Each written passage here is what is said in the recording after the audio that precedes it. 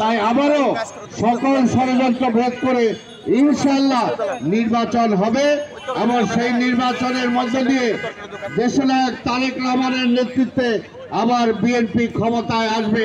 এটাই আজকে এই শিশুমেলার রেলি উদ্বোধন পূর্বে আমি এই কথাটাই বলতে চাই এবং সমগ্র জাতিকে বলবো আমরা যাতে বিভ্রান্ত না হই।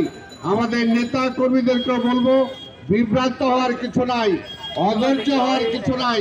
ভোট হবে এবং ভোটের মাধ্যমে বিএনপি ক্ষমতায় যাবে। আর 17 বছর আমরা অপেক্ষা করছি, আর কিছুদিন কি আমরা অপেক্ষা করতে পারবো না? অবশ্যই পারবো। এবং তার মধ্য দিয়ে বিএনপি প্রমাণ করবে বিএনপি জনগণের দল। বিএনপিকে অন্যভাবে অনেকে বিভিন্নভাবে প্রতিষ্ঠিত করতে চান, বিএনপির গায়ে রং লাগাতে চান, ওই সমস্ত রং লাগবে না। যারা পরাজিত ফ্যাসিবাদের পক্ষের শক্তি তারা কিছু কিছু জায়গায় চেষ্টা করছেন দেশে অস্থিরতা সৃষ্টি করতে, বিএনপির নামে দুর্নাম করতে, কিন্তু বিএনপি সেই সমস্ত কাজে কর্মে নাই।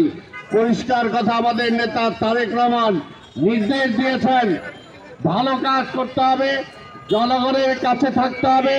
আর যারা চাঁদাবাজ, যারা সন্ত্রাস করে তাদের সাথে বিএনপির কোনো সম্পর্ক নাই।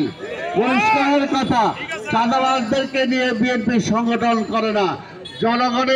জনগণের বন্ধুদেরকে নিয়ে, জনগণের সাথে যারা আছে তাদেরকে নিয়ে বিএনপি রাজনীতি করে। সেই কারণে বিএনপি এতই জনপ্রিয়। সেই কারণে বিএনপিকে অনেকেই ভয় পায়, দেশের অনেকে ভয় পায়, বিদেশের অনেকেও ভয় পায়। কিন্তু বিএনপি বিদেশের নির্ভর হয়ে রাজনীতি করে না। বিএনপি জনগণের উপর নির্ভর করে রাজনীতি করে। তাই আমরা বিশ্বাস করি বিএনপির সাথে জনগণ আছে। তাই যারা ভয় পান, ভয় পেয়ে কোনো লাভ নেই। আসেন না, নির্বাচনে আসেন। দল একটা না, দুইটা না, 10টা করেন, অসুবিধা কি আছে? আসেন, জনগণের কাছে যাই, জনগণের ম্যান্ডেট নিব।